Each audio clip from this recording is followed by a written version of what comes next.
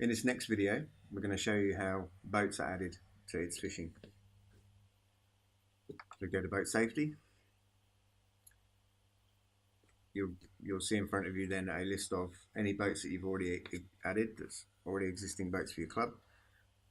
You go down to add boat, and this contains 4 sections: the details of the boat, communication information of the boat, any safety equipment that's on board, and any contact information that's required, maybe in an emergency or for other reasons. So we'll go ahead and enter a boat name, and we'll call this one, I'll just say fishing. There would help. And we'll give the boat registration number fishing. And again, a lot of these fields are self-explanatory. The make and model of the boat, the length of the boat, and you can put that in meters or feet. I'll say 10 meters. Engine make and model, and you fill out all the relevant information as required through these particular 4 screens. The communication screen is all the communication equipment on board,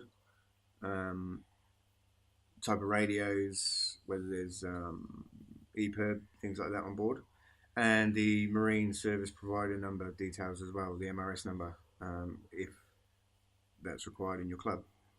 Any safety equipment on board, things like life jackets, flares, first aid kit, and obviously water, things like that, and any other relevant contact information. So the owner of the boat, the contact number of the owner of the boat, mobile number, the skipper's details, and the other things like insurance and things like that. So all the information relative to the boat that's going to be fishing for your club. So we'll just go and add in some minimum amount of information here. We might even just get away with using that amount of information. And again, the screen will stay there for you in case you want to add a second boat.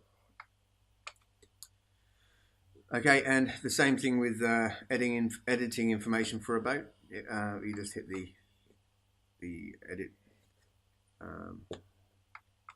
icon, and this will then give you all the information that was entered for that boat. And that's how you added a boat.